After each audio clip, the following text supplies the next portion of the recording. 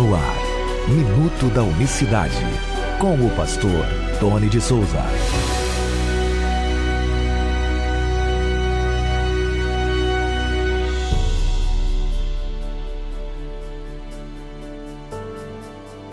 Olá, queridos, graça e paz da parte do nosso grande Deus e Salvador Jesus Cristo. Deus abençoe a todos de maneira rica e abundante nesta sexta-feira, dia 9 de maio de 2025.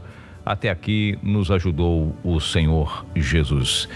E eu quero agradecer a você que tem orado por nós. Eu preciso de oração dos irmãos para estar sempre focado, direcionado na pregação da palavra de Deus. A Bíblia, o próprio Senhor Jesus diz que a seara é grande, porém poucos são os ceifeiros. Então nós temos poucos os ceifeiros, Então aqueles que nos ajudam a permanecer de pé, sustentam um braço de um lado, outro de outro, são esses poucos, fazem parte desses poucos. Então eu agradeço a você que tem orado e nós precisamos para estarmos em plena vigilância, em plena atividade no reino, já que são poucos, somos no plural, que nos dedicamos a fazer este serviço de anunciar as verdades que libertam. Estamos na Rádio Betel 98.7 FM, estamos no YouTube, no WhatsApp, falando dessas verdades com a sua ajuda. Algumas pessoas julgam até desnecessárias essas mensagens, Se você pegar alguns vídeos nossos no TikTok, Agora coloquei um corte, Lá no TikTok que viralizou, já passa de 80 mil visualizações, Um corte de um dos debates que eu fui, mas postei recentemente no TikTok. Vai lá, me segue lá no TikTok, me ajuda a comentar, isso é bom. E as pessoas falam, prega outra coisa. Isso não edifica. Talvez você que me ouve aí na Rádio Betel, dentro do programa Nossa Voz, você deve falar assim, mas isso não edifica, o que isso soma na vida das pessoas? Bom, o próprio Jeová, o próprio Deus, o próprio Criador, o próprio Eterno, ele diz, o meu povo foi destruído porque lhe faltou conhecimento. Está lá um versículo muito conhecido, Oséias, capítulo 4, verso 6. Porque tu rejeitaste o conhecimento, também eu te rejeitarei, para que não sejais sacerdote diante de mim, viste que esqueceste da lei do teu Deus, também eu me esquecerei dos teus filhos. Então Tony, mas vamos contextualizar esse texto. Esse texto está falando para os sacerdotes lá de Israel, que na época abandonou o conhecimento e tal. Isso aí não é para a gente. Nós precisamos entender, Paulo fala, toda a Escritura, ela é divinamente inspirada, por Deus para edificação, correção e etc. Ela está lá para a gente valorizar. Ela está lá para a gente valorizar, para nos ensinar algo que, quando você despreza o conhecimento, como aconteceu no caso desse profeta, aí acontece, por exemplo, o conhecimento de Deus, porque o próprio profeta, eu li Oséias 4, 6, que é um versículo muito conhecido, O povo foi destruído porque faltou conhecimento, não é isso? Muito conhecido esse texto. Mas tem um outro de Oséias, próprio Oséias, ele já estende a todos, Já tira daquele foco, que você pode argumentar teologicamente, contextualizar e etc, etc.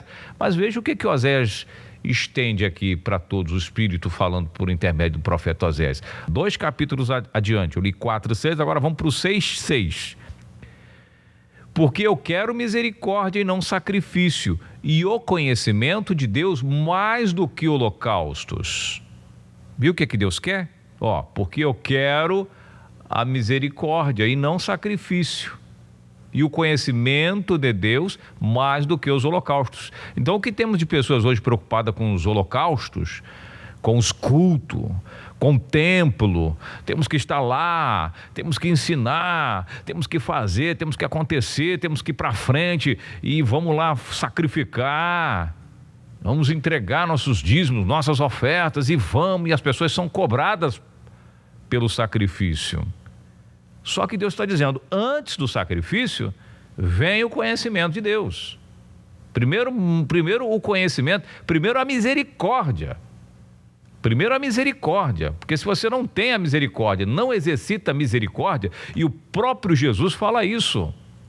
Ele fala lá em Mateus, você pega Mateus capítulo 9, verso 13, ele diz: ide, porém, aprendei o que significa misericórdia eu quero e não sacrifício. Porque eu não vim para chamar os justos, mas os pecadores ao arrependimento. Então Jesus está recitando aqui, eu quero misericórdia. Ele está citando o profeta, ele mandou pesquisar o que significa isso, e não sacrifício. E, no mesmo texto, diz o conhecimento de Deus. Para você exercer misericórdia, os holocaustos, tudo isso, tem que haver o conhecimento de Deus, de quem Ele é. Então, um Deus que convida a conhecê-lo não pode ser um mistério.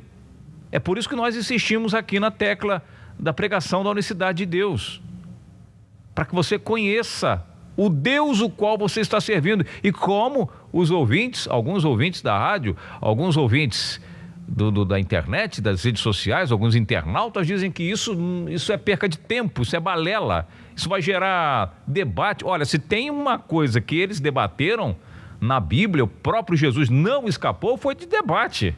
Jesus, principalmente com relação à sua identidade. Isso é um ponto que a gente precisa amadurecer nele. O debate é necessário. O debate é necessário e é inevitável.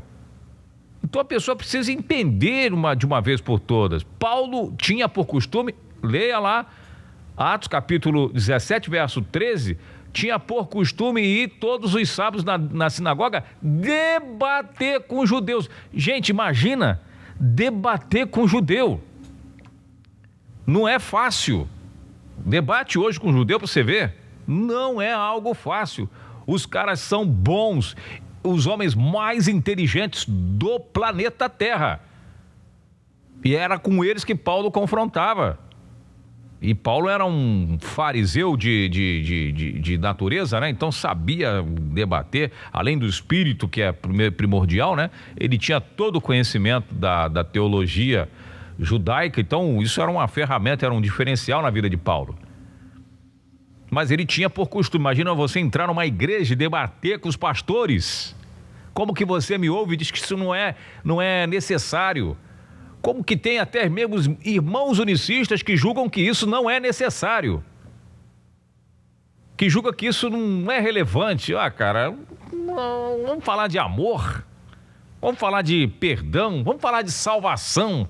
Eu já ouvi pastores, amigos, falar, vamos falar de salvação, vamos falar que Deus ama o pecador, ou seja, vamos pregar o que todo mundo prega menos isso. É isso que você está dizendo para mim? Vamos pregar salvação, vamos pegar, né? Vamos tirar o pecador da rua. Quer dizer que os que estão aí no meio do sistema religioso, com a marca da besta na testa, com o batismo trinitário na testa, isso aí você não precisa se preocupar com isso. Você acha que o 666 é uma tatuagem que as pessoas vão ter na testa? Será que essa é a sua interpretação de Apocalipse? Uma tatuagem na testa, ou melhor, um chip, pronto, um chip dentro da mão direita e na testa, um chip na testa. Tem certeza que essa é a sua interpretação da marca da besta?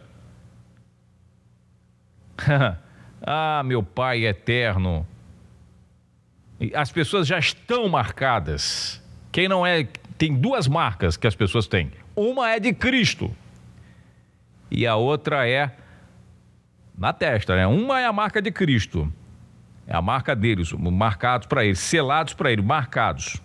A outra é a marca da besta, que também está na testa. Lá no ápice da grande tribulação, aqueles que não tiverem a marca na testa da besta, que não tem nada a ver com tatuagenzinha lá, o 666, e nem também o chip, porque a gente tem um chip dentro do celular que a gente não tira o celular da mão, né? O celular tá na tua mão aí, tá? É o chip, né? Onde você vai, até tem como os caras saber onde você estava, onde você esteve pela última vez. Comete um crime que você vai ver pelo teu celular, vai saber se você está envolvido ou não. É importante falar esses assuntos porque, sabe, sempre vem uns que querem ser mais santos do que o outro, né? Querem mostrar uma santidade, né? Estou por cima daqui e você está falando coisa com coisa. E olha, eu sou santo, vamos falar de oração, de consagração, vamos pregar. Não, eu fui chamado para falar da unicidade de Deus. Nós fomos chamados para falar do Evangelho. O Evangelho é o quê? Amor, salvação e verdade. E é isso, conhecereis a verdade e a verdade vos libertará. O Senhor Jesus disse isso para os judeus. E conhecereis a verdade vos libertará. Disse para os principais líderes religiosos da sua época. E conhecereis a verdade vos libertará. E o espírito que estava nos líderes religiosos da época de Jesus é o que está hoje de novo na vida desses caras. E você tem que chegar para esses homens. Você quer pregar só para crente? Chegar para crente e dizer, conhecereis a verdade vos libertará. Chegar para pastor crente e dizer, você precisa ser batizado em nome de Jesus. Chegar para o cristão e dizer, olha, você precisa rever seus conceitos. Trindade não está na Bíblia, não existe. Mas aí você chega e fala, não, pregar a verdade não é necessário. Falar da verdade, que Jesus é a verdade, não é necessário. Você está perdendo tempo. Você está aí, né?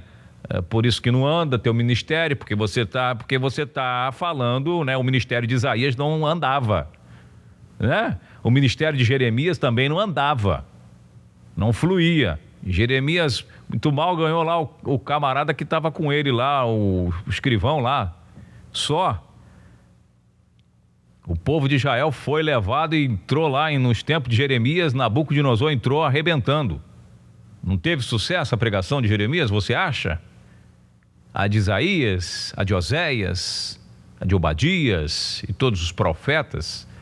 Então é isso, meus irmãos, por isso que nós fomos chamados.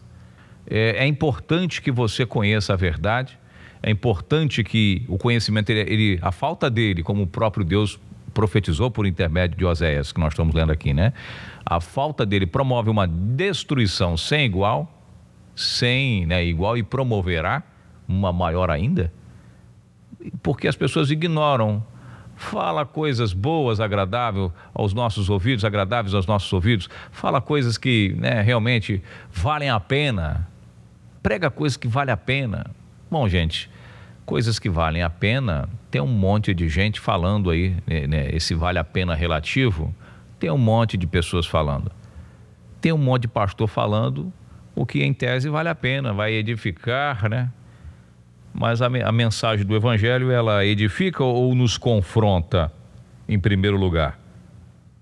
Nos convida a sair da zona de conforto, nos chama para uma responsabilidade. Uma pastoral que eu estou falando hoje aqui para a nossa audiência que nos acompanha, porque o que eu recebo de mensagens de pessoas, até mesmo da nossa própria fé, julgando desnecessário, e não é desnecessário. Não é desnecessário porque é preciso alguém ter uma voz de fato profética nessa nação, termos vozes para anunciar que há um engano, que há necessidade de conhecermos o Senhor Jesus. Lembra que um outro profeta, contextualizando aqui Oséias, o Jeremias, diz lá no capítulo 9, versos 23 e 24, diz: não se glorie o sábio na sua sabedoria, nem o forte na sua força, nem o rico na sua riqueza, mas o que tiver de se gloriar, glorie-se nisto, em me conhecer, em saber que eu sou o Senhor. Olha só, se tiver de se gloriar, glorie-se nisto, em me conhecer. Como que você vai conhecer um mistério misterioso, não sabe explicar se é 1 em 3, se é 2, se é 3 em 1, se é triuno, se é trino? É preciso, então não é perca de tempo, não é, vai evangelho. Não, se o Brasil, eu falo no livro que eu escrevi, o Brasil vive um paradoxo. Quanto mais se fala de Jesus, menos se conhece dele. Menos se conhece dele verdadeiramente. O evangelho é pregado nos extremos do país, o Iapoque é o Chuí. E quanto mais se prega, parece que é um efeito contrário. Mais prega, menos se conhece. E os que conhecem julgam, alguns que conhecem julgam que não é muito importante, que isso não tem importância, que não tem relevância, que não vai edificar, que o meu negócio é crescer, o negócio é, né, vamos encher nossas igrejas, vamos lotar os bancos. Também, mas de pessoas sedentas por conhecer a verdade. Vou ficando por aqui, você que está na rádio, vamos a mais um louvor. Lembrando que você pode nos apoiar, aqui no YouTube tem na descrição maneiras de nos apoiar, adquirindo o nosso material, colaborando, enviando contribuições para que a gente chegue mais longe, a nossa voz chegue a mais pessoas. Um forte abraço para você, não ignore essa mensagem. Até segunda, graça e paz. Minuto da Unicidade.